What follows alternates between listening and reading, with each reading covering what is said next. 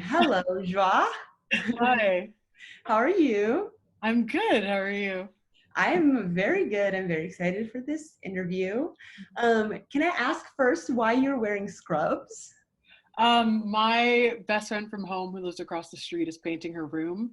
And I had like all these random clothes that I were like, oh, they're ugly. I'm not going to wear them. I'm actually wearing my Tisch shirt underneath. So I was willing to I sacrifice some. love how that's like the ugly clothes Yeah, category.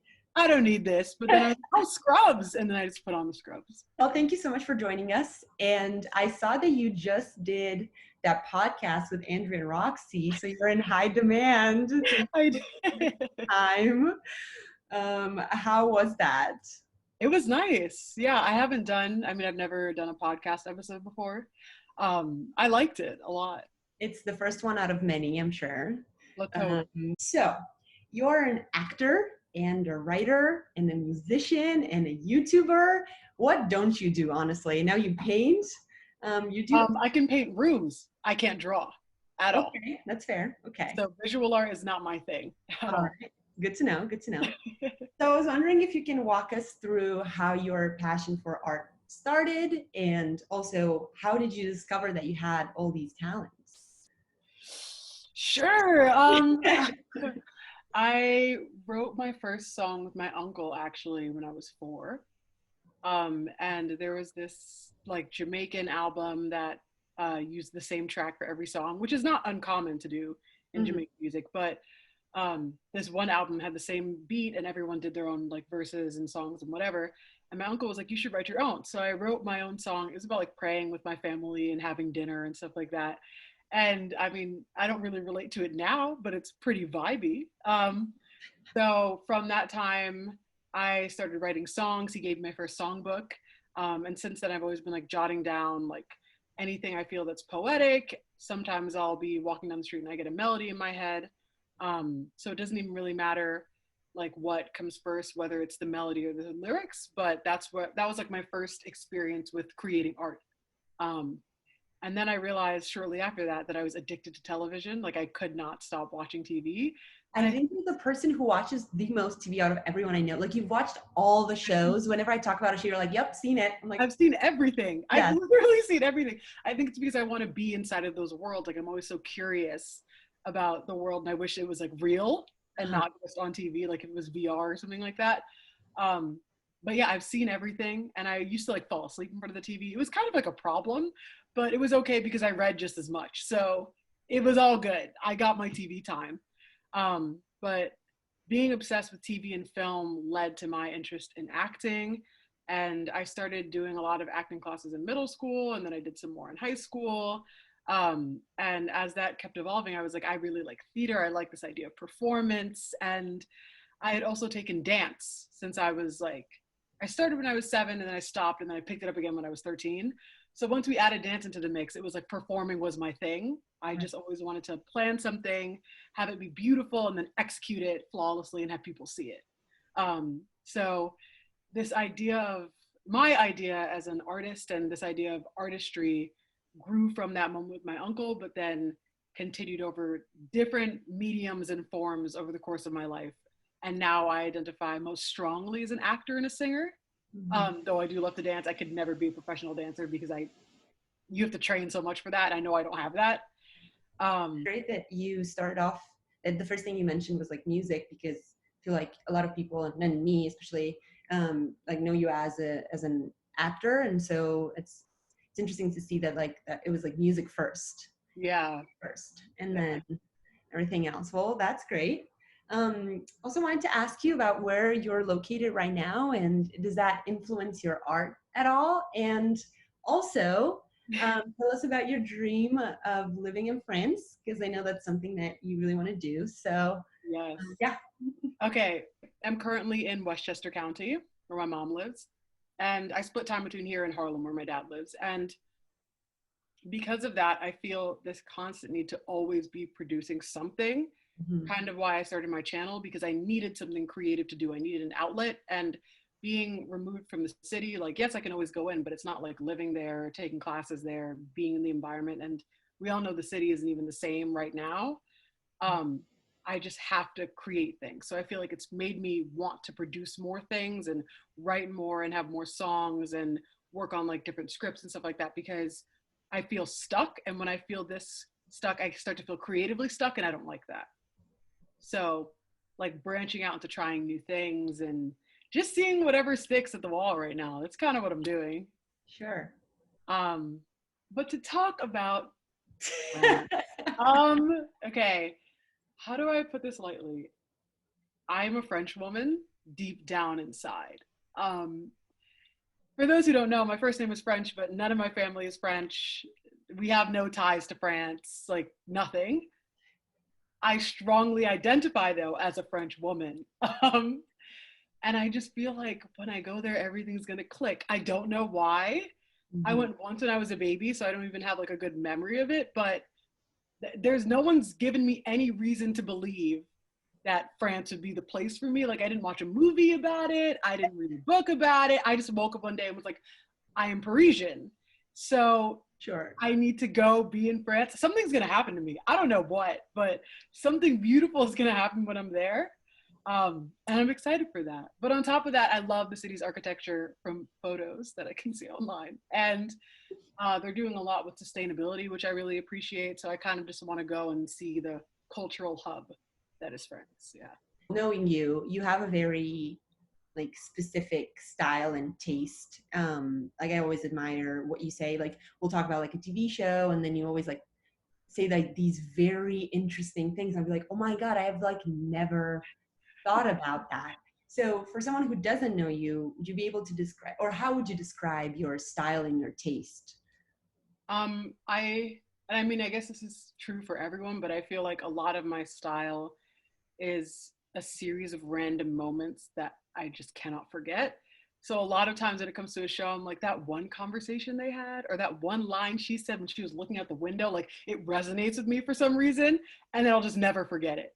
And if I'm watching the show again, I'm like, oh, this part's coming up. Like I'm so excited. I'm so ready for this one thing to happen. I think emotionally, I get a lot of rushes in certain points of life, and that very much dictates what's going on. Like I can identify how much I'm changing throughout the course of a year, throughout the course of 5 years. Like I'm constantly analyzing and overanalyzing things that I say, things that other people say, not to like nitpick it apart or anything, but I'm just so curious about why I said that one thing on a Tuesday when I didn't really feel that way, or why this person said this, but then they later told me something else about that moment, and that's what they chose to say.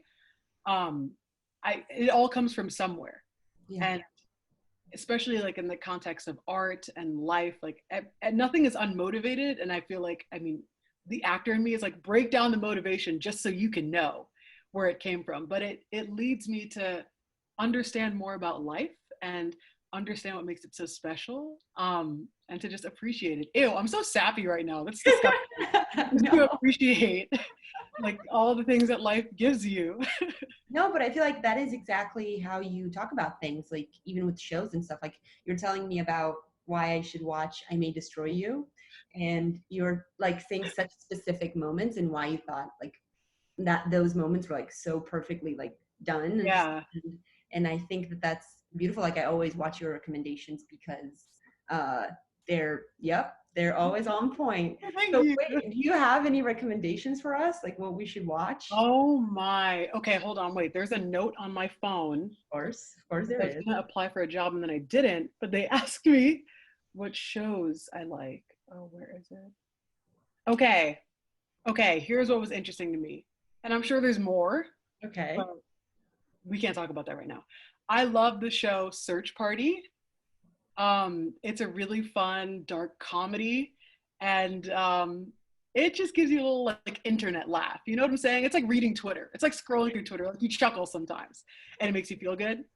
I May Destroy You. Obviously, Michaela Cole is a gift to this earth, and I love her so much. What else did I watch? Oh, Normal People, which is based off of a book, but I mean, critics are raving about it, so I don't need to explain why it's good. Just go watch it if you like intimacy. And then I also watched this show, Love Life, which was not, I feel like a lot of times I watch a show and I like it because it's set in New York City. And I could be living in the city, like, I have no reason to miss the city, and yet I want to watch a show that's set in New York because it feels right. A show that's set anywhere else, if it's in America, is wrong, but if it's in New York, it's correct. That's just the way it is. What about Atlanta? Okay, because the show is called Atlanta, it has to be in Atlanta. Like, that's fine. But Okay. for other shows that aren't about the location, why are you not in New York? I don't get it. New York is the perfect set. Like, I don't understand. It's just magic. I don't understand. But Love Life was good. Anna Kendrick was interesting. And I like the way it was written. That's what I'm trying to say. The script is really nice. And I felt like the pacing of the show was really good. And it showed her character's journey really well without giving away spoilers. Okay, that's a very good list. Thank you very much. Let's check all those out. And Unorthodox. Let's not forget Unorthodox. But yeah, I didn't mention it because but for everyone else. Very good. Excellent. Highly recommend. But so what can you tell us about Afros Have More Fun? Yes. Okay. So this is so funny. People keep asking me about this, and I literally, I love making music, but I never feel like a singer. I just feel like someone who loves to make music. So it's weird when I get this question because I'm like, oh yeah, I do that too, I guess. I'm really particular about music, and if I even have 1% of a doubt about a song, you'll never hear it. I need to feel 100% about it. And the project was actually much longer, but some of the songs I was like, you know what, you liked it then, you don't like it now. And that doesn't mean it won't come out on another EP. It's just not with that one. I love both of those songs. I don't know where they came from inside of me. For the first one, for Carried Away, I heard that track actually on SoundCloud, and I hit up that producer and I was like, hey, I love this track. I'm going to write a disco song and we're going to put it out. And he was like, great. You just told. I just told him, and now we're good friends. He's actually French. So I'm making my little French friends as I go. And for Dashboard, a song that's I don't know if it's a love song. I don't know if it's a hate song. I don't know what it is because it has a lot of highs and lows in it. But I fell in love with the melody, and it was just in my head. I was just thinking about all these car rides that I'd taken with my friends, and I would always kick my feet up on the dashboard. And then when you stop being friends with that person, when you stop talking to that person, that kind of security net is gone in a way. And I mean, not everyone will let you do that. People don't want your feet on their dashboard. That's disgusting. But it is. It's so gross. Right by the vents with the AC. That's nasty. But a couple of my friends used to let me do that, and now we don't talk. And it's not that I'm missing that relationship, but I just think about the security of some things that you have and the little moments that show you what a person means to you and what you mean to them that aren't outright professions of love. With songs, I don't like how this is not every artist, obviously I haven't heard every song in the world, but I feel like with music a lot of times nowadays we take away the subtlety of things and it's all very direct. And it's not that it's bad, but I like to uncover what someone's really saying. I like to hear so many metaphors. I really want to get to the meat of the song without having to hear it immediately. I want to be thinking about it constantly, being like, oh my gosh, on my 50th listen, I discovered something new. I think that's what makes music so beautiful. So Afros Have More Fun was my introduction into that and introduction to making big girl music, because I'd only really written songs and put them out when I was 16. But I'm such a perfectionist about it. I mean, who knows when I'll make another song. Well, they're really good, and everyone should go listen to them and then for that. What would you say is your dream role? And it can be from things that you've already watched or something that you want to write or anything. This is a hard question. I think I had a clear idea of this when I was younger, and now I'm kind of whatever comes across my table, we'll see. But I used to be obsessed with playing the Joker and not playing Harley Quinn. I wanted to play the Joker, and I wanted to spray paint my afro green and this crazy performance. I'm still kind of obsessed with it. If the opportunity ever came my way, I would definitely say yes. But I think it's the Joker for me, just because it seems like such a fun role. So, okay, but you're also a writer. So you're Yes, writing something right now. Yes. I am. Yes, Working on something. yes. And can you tell us a little bit about that? And are you writing for yourself? Like, do you usually, are you Yeah. like, oh, I would love to play this. Let me just write it down. I I like to write myself in it, and I feel like any actor who went to Stone Street is gonna write something that they can put themselves in. Like, there's no way. It's we're like incapable of doing that until we like hit it big, and then we're like, all right, anyone can be in my movie. Um, but I am writing this project. I feel like okay, two things I hate. Actually, lie. One thing I hate. I don't understand why we have so many teen TV shows when that stuff does not happen when you're a teenager. It happens in college. Like the crazy wild rides that they go on. I'm like, that's a college experience. Like, I don't know what teen in Minnesota has such a wild high school life that they like take off for 2 weeks with their friends and all this extra stuff. And then there's a robbery and all that. Like, you don't do that. You're just trying to survive high school. That's all it is. But I feel like we need more college shows because that's when you're introduced to so many other people. Mm. So the script that I'm working on right now takes place in college, and it takes place over the course of 3 days, and we flash in between those 3 days.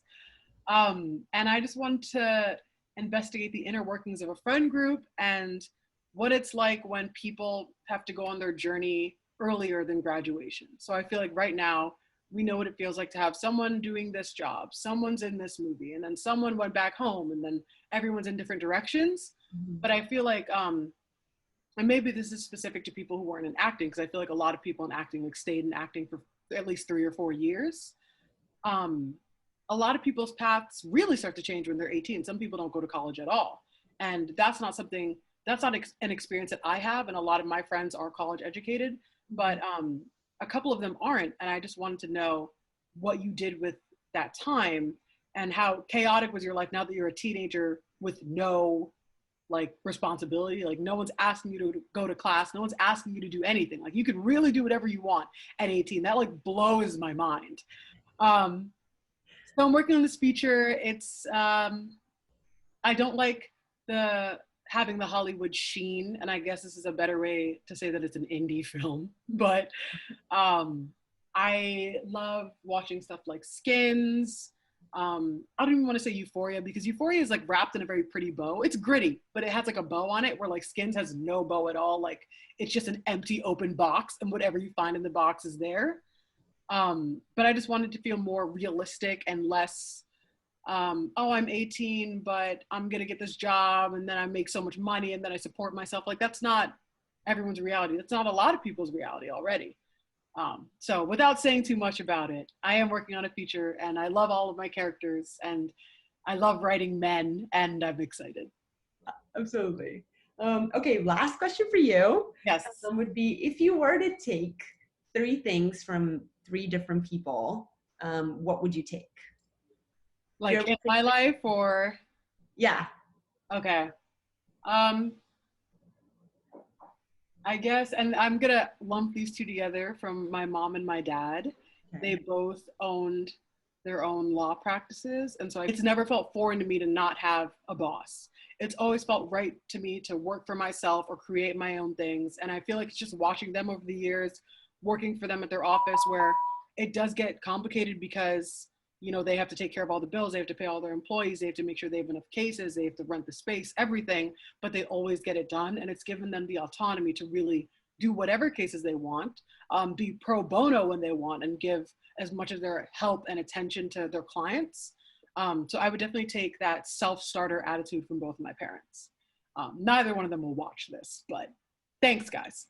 I would say I would take my love of craft and acting in particular from my two icons, Viola Davis and John Malkovich. Beautiful actors, would love to act alongside them, would faint in Viola Davis's presence.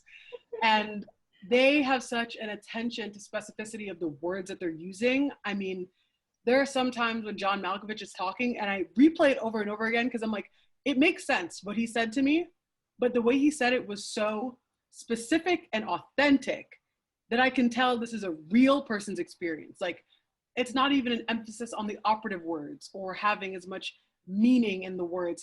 I can send it to you. There's a clip from the movie The Changeling where I was literally like,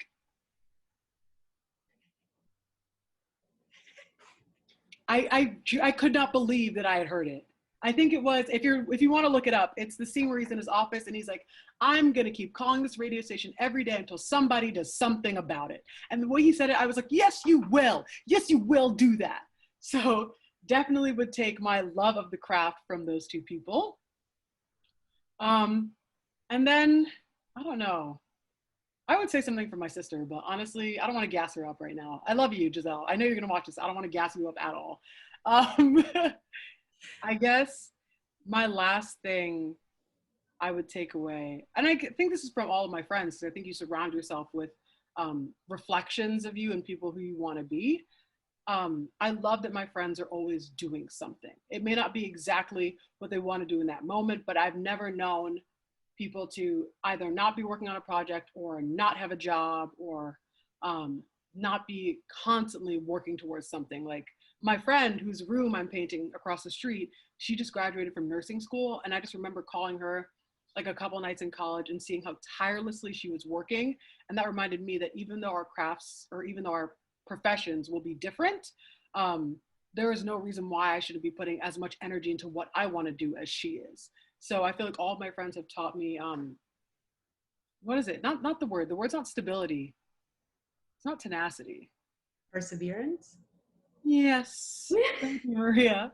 Perseverance. And just working through hard times. And I know so many of my friends, like, we're in this show and had a job, or we're in this show and had to go to class and had an essay and also did this show. And it's like spreading yourself so thin, but never being in pain, because you're like, this is what I want to do. And I can take this break at this time, but I know that if I get through this period, I will be so much happier that I completed it.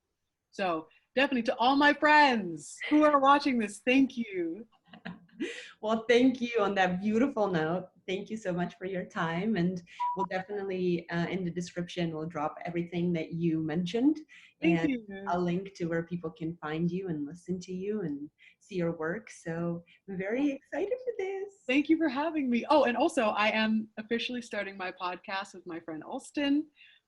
It's going to be called Body as Protest, and we are talking about different things in the world that either have a protest culture around them or things that need to be talked about, because we feel like in this period of time, it's important to be educated. And especially when you're out of college, no one's going to ask you to read the news. No one's going to ask you to get this information. And we both personally feel like we're not doing enough, and how much activism and discussion and awareness can we do from home. So be on the lookout for that.